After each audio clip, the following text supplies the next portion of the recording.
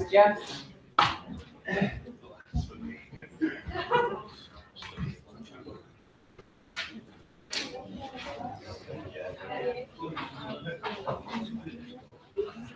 Hi.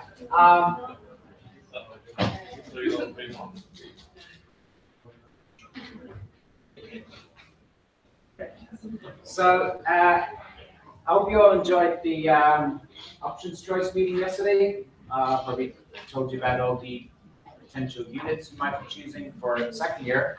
And if you weren't there or you just want to revisit any of the information or any of the links, you will find all the information posted at the top of the Maths Undergraduate Network area. This folder here, second year options. This has all the talks, all the slides and all the talks. If there are any links or information you want to revisit there, you can do that. And today, what I wanted to do is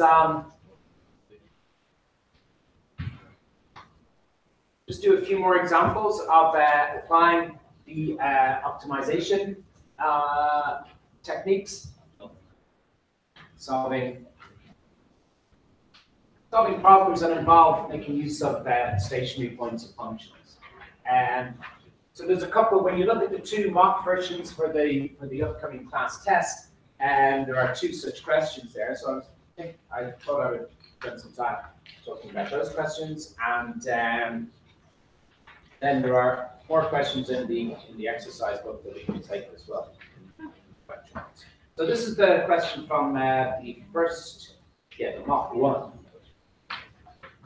Question 5. So it's a little application of this concept to geometry. And it says, consider the isosceles triangle. So an isosceles triangle, all right. So this triangle with two sides the same.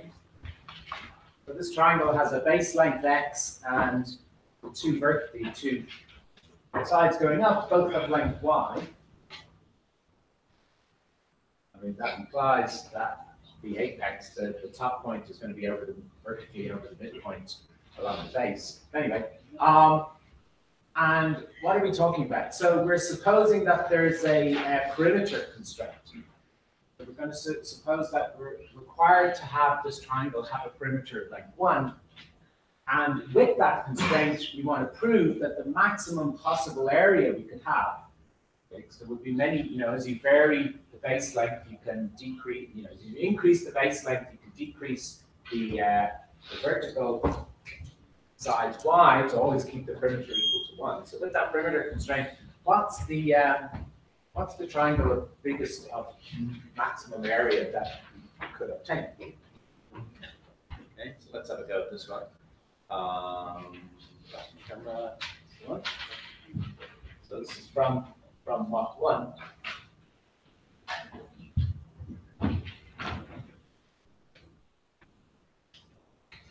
Question 5. There. So here's the picture.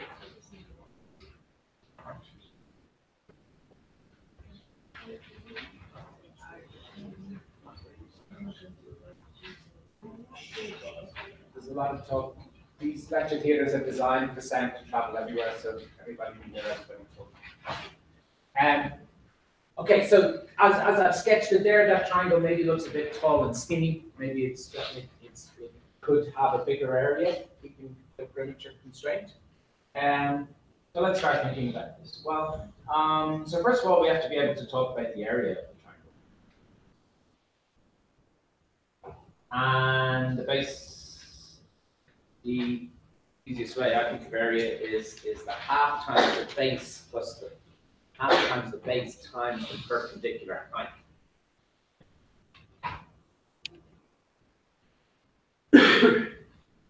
Triangle.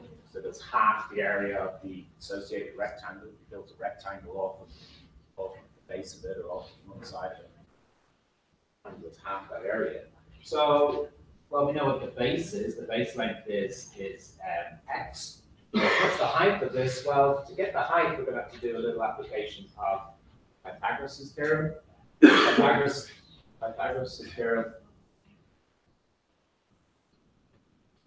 Pythagoras' theorem implies that, well, if you look at this right angle triangle that you can get when you drop the perpendicular down, it has a hypotenuse of y, so it says y squared. Y squared is equal to the sum of the two the squares on the two other sides.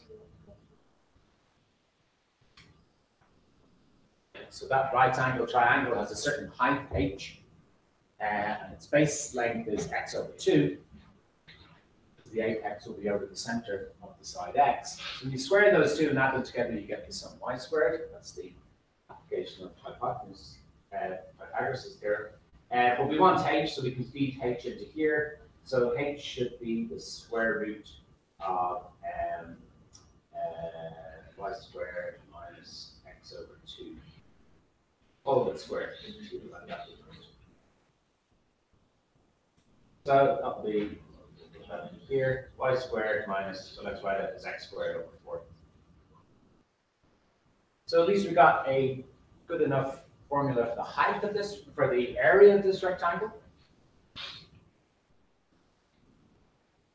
Okay, but the constraint is the perimeter constraint.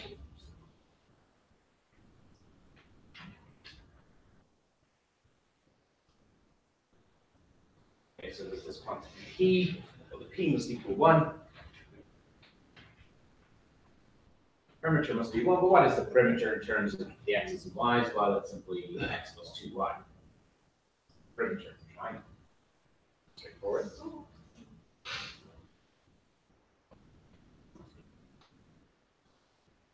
And our task is to maximize a.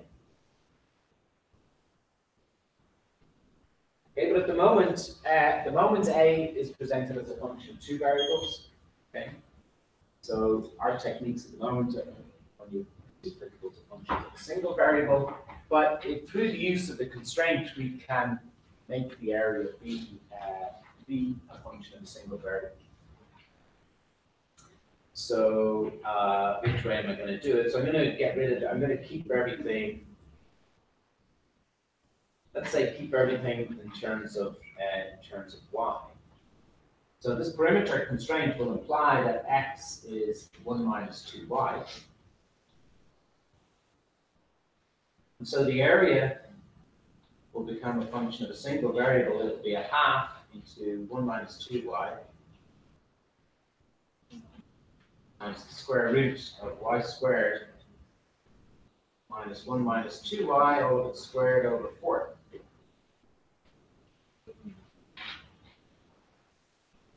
So our task now is to maximize that function. Okay, at least we have it now as a function of a single variable. And in principle, we can differentiate it, put it equal to 0, find its roots, assess each of those roots, and try and work out which one is the maximum. We can always do that with using the second derivative test.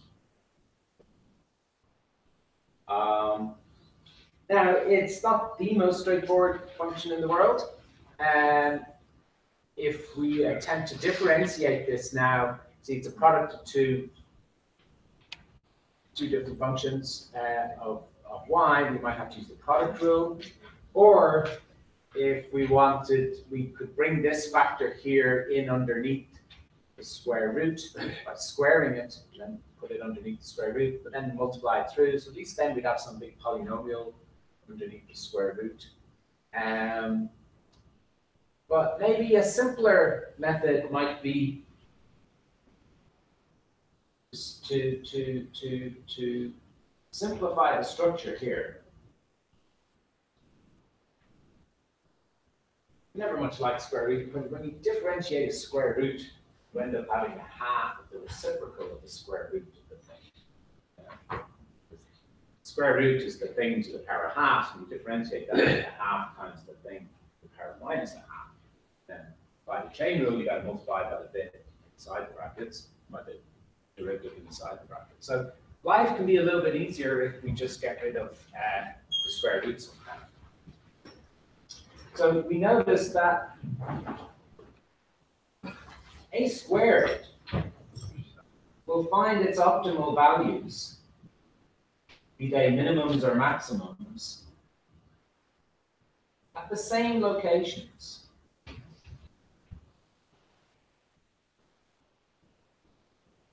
Same locations as A. So it's a little bit of a, you might call it a trick or just a little simplifying move.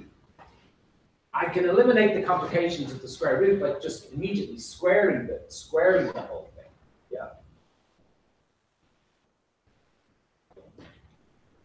Okay, it changes the quantity that I'm maximizing. It's no longer the area, it's going to be the square of the area.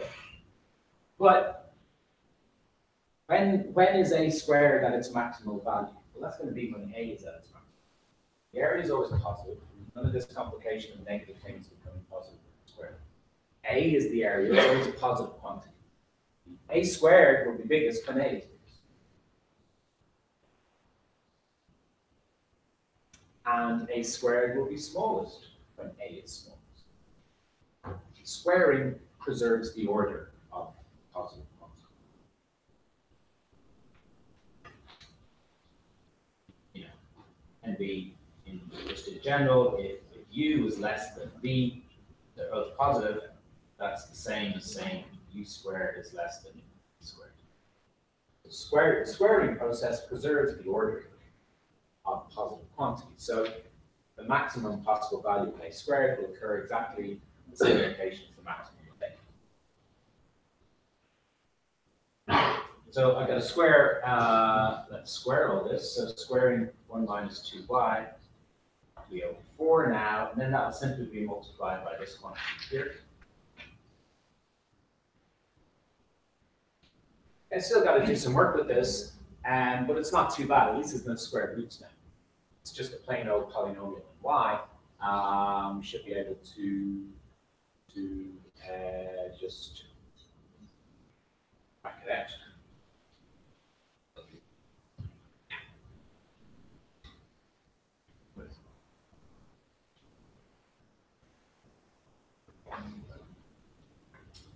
Okay, so let's see what we got when we multiply this through, multiply this into this, and we've got things over 4, so everything's going to move to over 16. We're going to have 4 times y squared times 1 minus 2y whole squared. And when those two multiply together, so it's the same thing, so it's 1 minus 2y to the power of 4.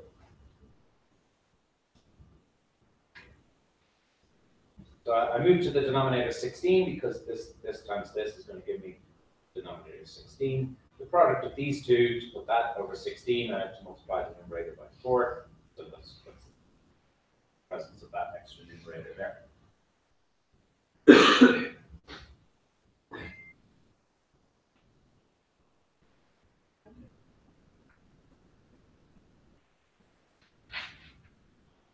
So we can multiply all this out. It'll simplify somewhat. So we got 4y squared into 1 minus 4y plus 4y squared.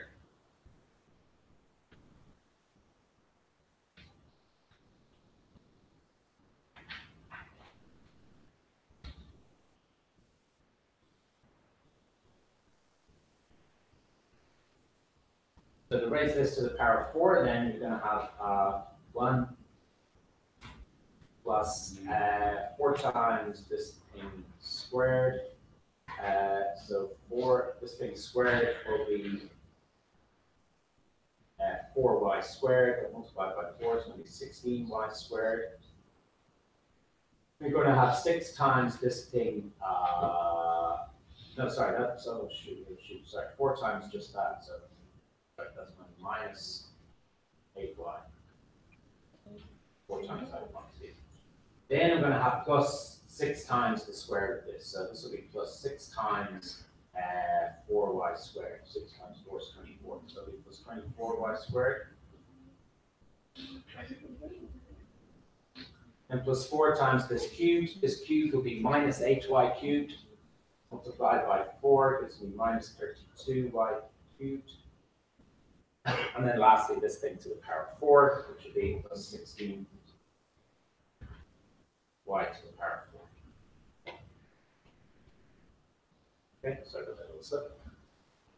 Expanding that into the power 4. And now, we're going to spot certain simplifications here. The whole thing is over 16. I think the power 4 is going to disappear.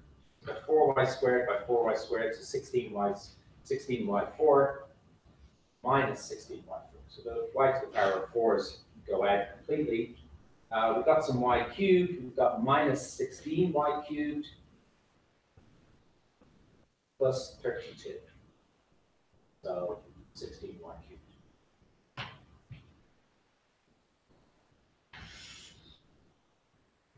And we've got some y squareds. Y squareds arise from, well, we've got 4y squared here, and we've got minus 24.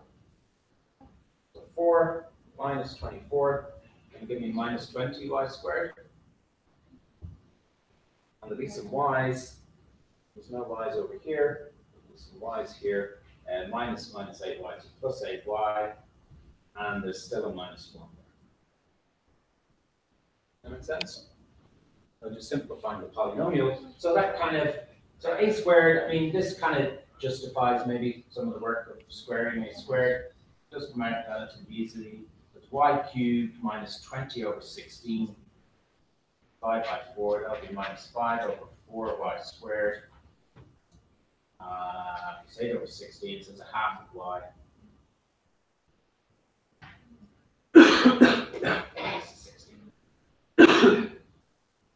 So that's my tidied up expression for a squared. Remember, we're trying to maximize the area of the rectangle A, so we're trying to maximize a squared, so we can just look at the derivative of a squared with respect to y. Just simply going to differentiate a squared with respect to y, find the location where it is maximum, and that would be the same location where a is maximum. And I tidied it up as a polynomial just so I could do the differentiation this way. So that's 3y squared minus 10 over 4y plus a half, which is 3y squared 5 over 2y. And I'm trying to solve this equal to 0. Solve this for the locations y of the stationary points.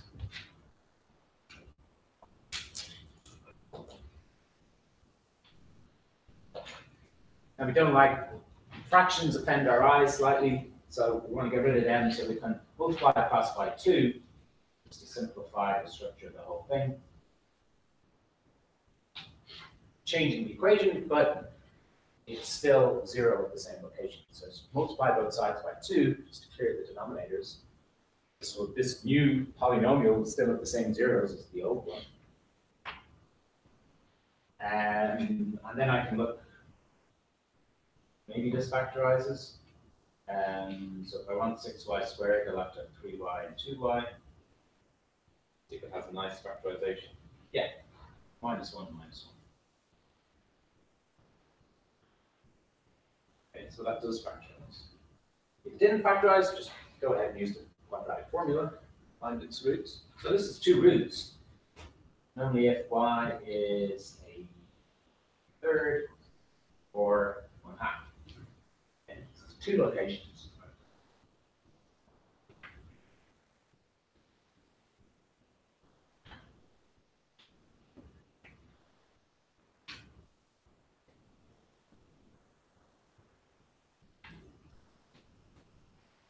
Now remember, this is this triangle with perimeter P equal to 2y plus x equals 1. That was the situation. So what are these 2 locations representing? Well, look at the half. Y equals a half. Well, if y equals a half and the perimeter has to be 1,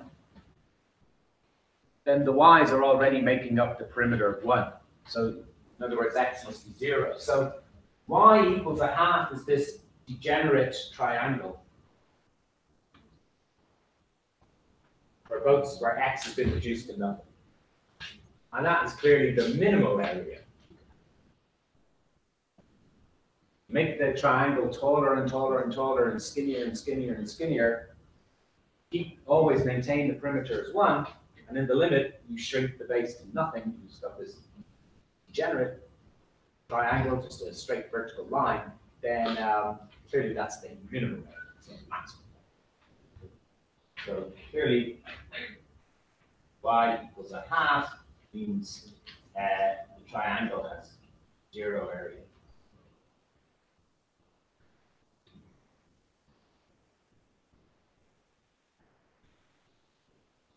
So the y equals a third, so probably y equal a third will be a maximal station. A maximum station.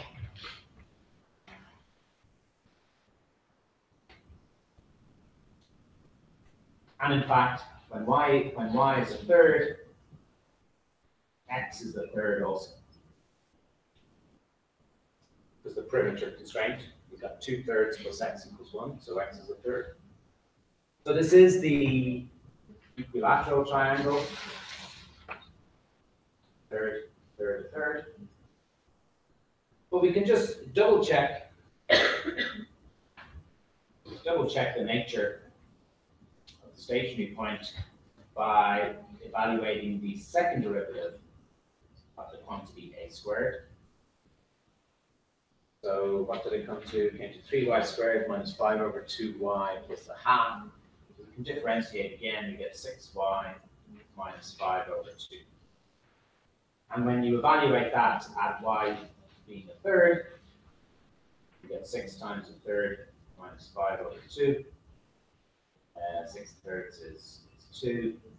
Well, 5 over 2 is 2.5, so that's the negative quantity. Remember, negative second derivative means maximum station. The negative second derivative shows that the rate of change of the first derivative is negative. So that's right, because at a maximum, the first derivative, it's increasing towards the maximum at the left, and then it's decreasing, the original function is decreasing away from the maximum to the right. So the first derivative is decreasing, moving from positive values through 0 to negative. So this confirms the maximum area is found at this solution, this triangle.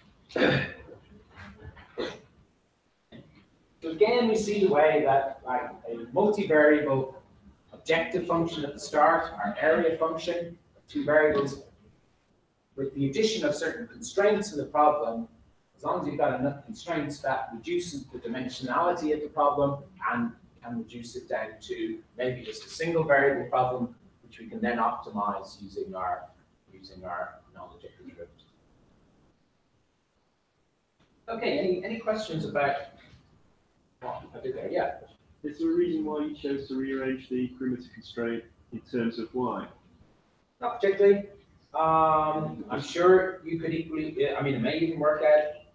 So the question is, here's the perimeter constraint. I chose to express it like that, and then get rid of the x's from the area function. Did you do it the other way around?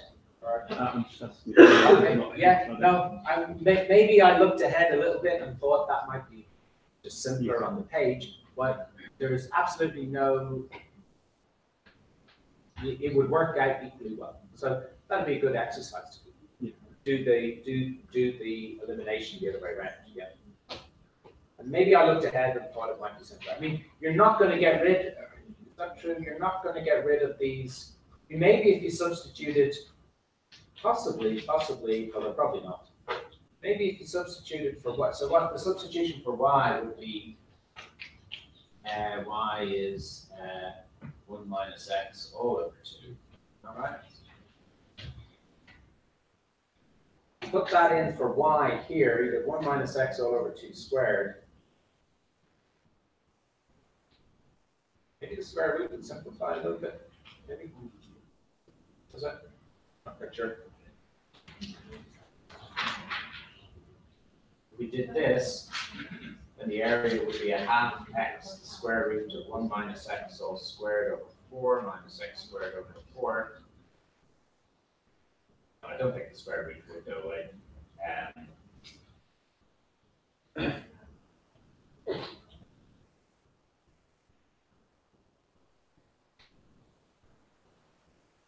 It'll be a half x into the square root of 1 minus 2x over 4.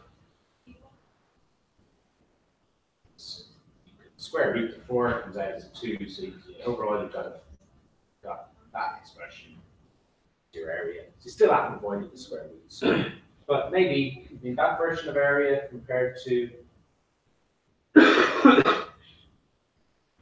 maybe that would have been the better way to go. That expression for the area is arguably quite a bit maybe tidier than that. So maybe it might work out better doing that substitution. No, it's a good question. Always meant to ask. What does in principle there's nothing apart from just working out practically simpler on the page. There's no particular reason to choose one. And you can still do your trick of squaring the whole thing and just optimizing a squared. But again, you don't have to do that. You could just plow ahead. With this one, it doesn't look so bad. You just plow ahead and do the product rule on this and the chain rule on differentiating the square root to get the first derivative. You would probably still effectively end up doing the same thing, because if you did differentiate this directly, differentiate a with respect to x, so you'd end up with a 1 over the square root of 1 minus 2 over x in your first derivative. You'd be looking for zeros of that. So you probably would end up multiplying through by that quantity, or squaring the whole thing just to get rid of the complication of the square roots when you're trying to solve the equation equal to 0. You probably effectively do similar moves that I did here just before the differentiation. Okay, any other questions about it? So let's have a go at the other one from the mock papers.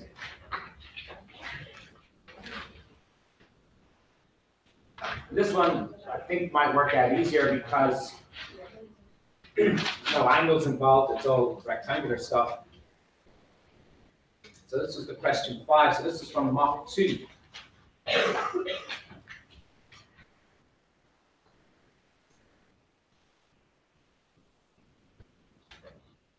We'll upload the full solutions to these to the course anyway. You should be working with these mocks in the meantime as a bit of practice. So what's going on here? Consider a rectangular field, just created. Fencing to fence off 3 sides of the field. The 4th side is provided by the banks of the river. Very often, if you've got a field, a river running alongside it, maybe you don't need to fence off that side. So we've got 500 meters of fencing available. So again, it's a perimeter constraint, and we want to fence off the maximum area of the field. Fencing is expensive. You want to get the best use out of it, and the bigger area field, I guess, the more crops you can grow, livestock you can raise on. Now, why is the river there? If the river wasn't there, if you had to fence all 4 sides, there's an obvious answer to the biggest area you can get.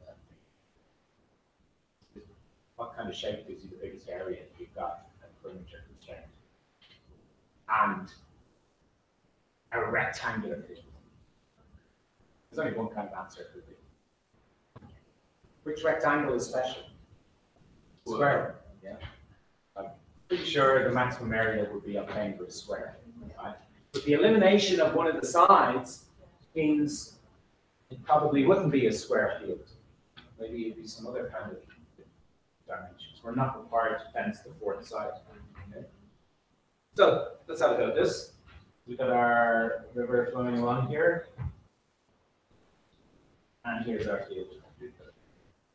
So, we've got 2 sides to the field. Like A and B, it's rectangular, so these are rectangles. So, I mean, we can look at the area of the field. The area A is given by a lot simpler than the triangle. Okay, the area of a rectangle is the product of two sides. Perimeter constraint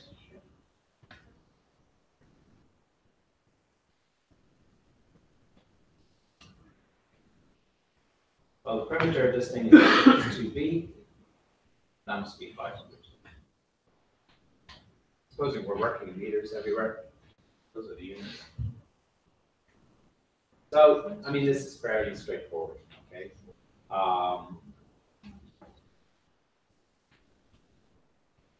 Perimeter constraint is equivalent to saying A is 500 minus 2b. So the area becomes the area of such fields becomes, you no longer have to regard it as a function of the two variables A and B, it's now a function of a single variable, A of B. And that function is, so we replace A by 500 minus 2b, 500b minus 2b squared. Is that right? A is 500.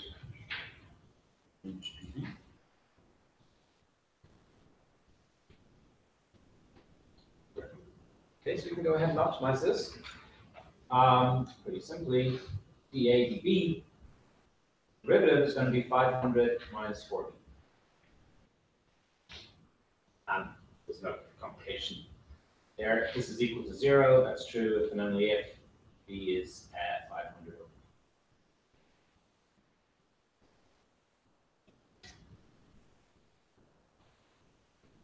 And 4 goes in evenly to that, of course. Goes in 4 and 5 goes once, and 1, 4 to 10 goes twice, and 2, so 125. All right? Good. Yeah, I'll say 120.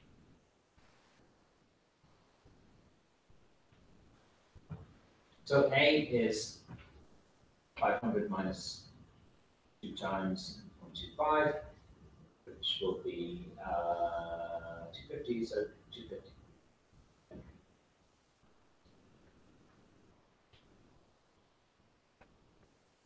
So the field dimensions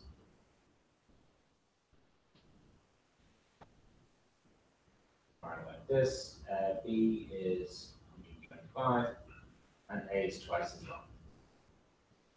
So it's the rectangle with ratio 2 to 1. On the two sides, maybe a little bit wider than that. And the maximum area, the maximum area, A just equal to the product of these 2 quantities. So 125 by 250. Yeah, which is whatever it is.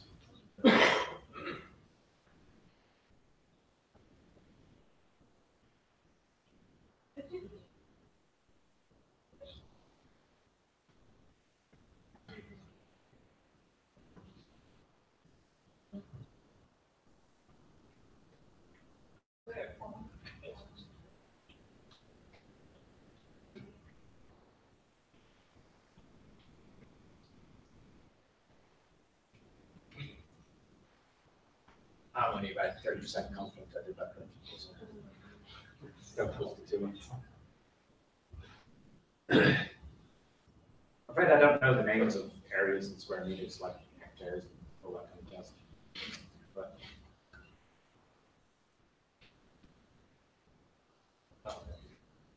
okay. Any questions about that? That one was a lot more straightforward.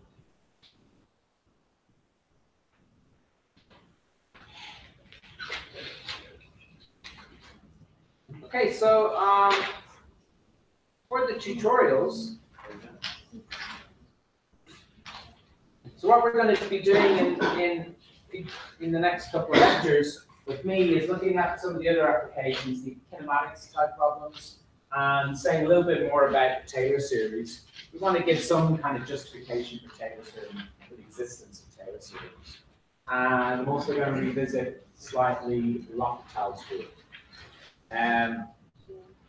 This will be going back to the view of the derivative, the linear approximation, and associated errors view of the derivative. I'm going to return to this object, this alternative view of the derivative as being it is the linear term that gives you the good linear approximation to nearby values of the function with this associated error term of order, it's kind of second order in k. Even when you divide the total error by k, you still have this function of sine k, which goes to 0, k goes to 0. So the associated error is order 2 in k, order k squared. The derivative is the only number that goes in there. Any other number going in there will leave an error function which doesn't converge to 0 as fast as that. But for the tutorials this week, we're still working with the end of chapter exercises. So there are a range of optimization questions here. There's questions 9 and 10. So question 9 looks at the dimensions of a typical athletics field, right? So take your athletics field as a running track around the perimeter, and a field in the middle for the field athletics, throwing stuff, throwing javelins and stuff, high jump, long jump, all that stuff. And so, I mean, this thing attempts to describe maybe some of the considerations that goes into deciding how those things are built. So the athletics field is a rectangle with two semi-disc ends. Okay, so the curved bits at either end are semicircles, half circles. And now athletics is standardized, so one lap of the track is 400 meters, isn't it? Yeah, 400 meters. So we want the perimeter of the whole thing around the edge to be 400 meters. And we want to do that, but we want to maximize, I think, the area of the rectangle in the middle. So get the maximum possible area out of the rectangular part if you've got this restriction that perimeter of the whole thing must be 400 meters. Okay? You want to maximize the area in the middle so you can fit as many field games in the middle. Run things at the same time. Question 10 talks about cylindrical food tins. So cylindrical food tin, again, everything is standardized in the world. So suppose we standardize the volume should be 330 milliliters. Milliliters, remember, are cubic centimeters. 330 millimeters. And the considerations of making food tins is, well, we want to minimize the surface area. We want to minimize the amount of aluminium we're using to make the tin. Yeah. Could make an extremely short tin with extremely huge tops and bottoms. That'd be silly because you'd be wasting a lot of money in manufacturing with huge tops and bottoms. Yeah. So what's the kind of just in terms? I mean, obviously there's other considerations when you're go into deciding exactly what dimensions to make the tins. But one of the main considerations would be to minimize the amount of material you're using to enclose that volume.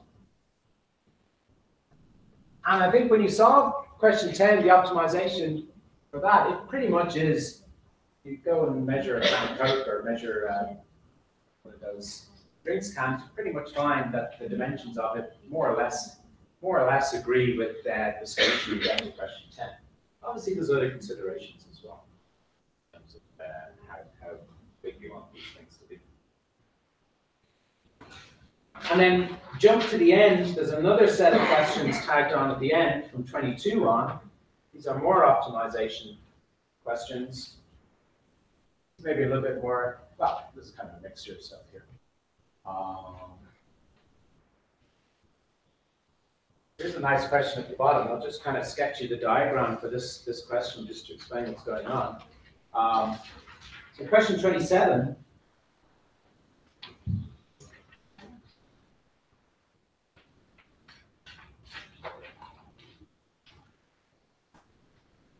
Problem is we've got these 2 points on opposite banks of a river. Okay? and we want to build a pipeline from A to B. So the river is a certain width, half a mile wide. Well, there's only rivers in this country half a mile wide, but if you go to proper sized countries, you can find big rivers. So a river might be half a mile wide. We want to lay our pipeline, and it's to run 3 miles downstream. So the distance along the banks between these 2 points is 3 miles.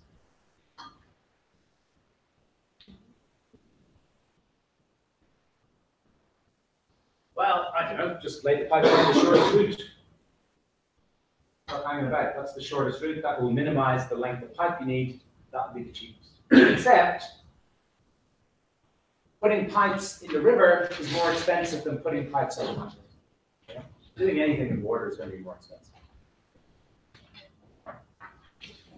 It's easier to lay pipeline on land than to lay it on water. Okay? So maybe you should build the pipeline all the way down one bank and to minimize the amount of underwater pipe.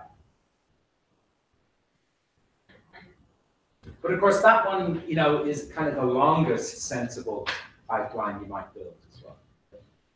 So maybe there's some optimum decision, and you're given information about the cost. So laying pipe under the water is 25% more expensive per length than laying it on land. Okay?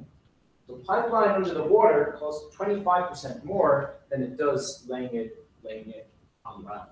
Okay? And this is a cost thing, so we want to minimize cost. What way should you organize the building of your pipe?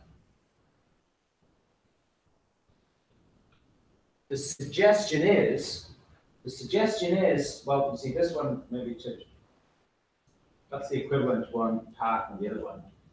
So I'm just going across straight and then down the side. The suggestion is that there's going to be some kind of optimal path, which goes diagonally across the river a little bit, and then goes down. Okay.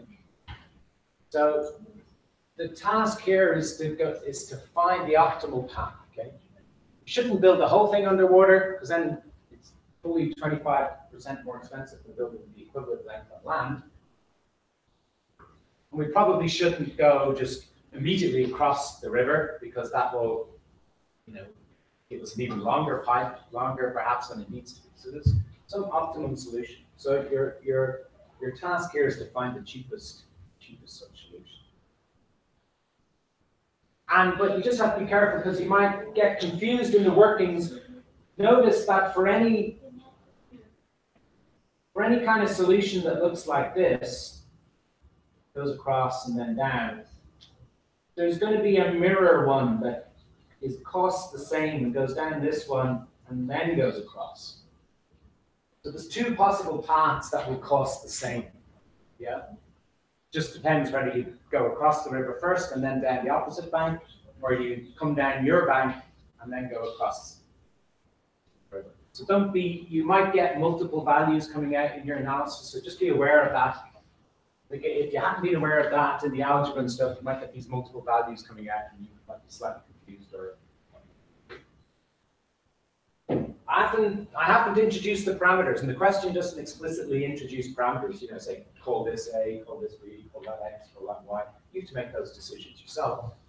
You have to look at that problem and think about, you know, how many parameters are there in that problem? Is it angles? Is it lengths? Probably do it either way. You could parameterize this problem according to the angle that you build. Say you're going to go across the river. What angle do you go across the river? Or you might just do it in terms of length. I'm aiming for this point across the river. Maybe I can measure that point, have the parameter being the distance of that point from B or something. That's all for you to decide.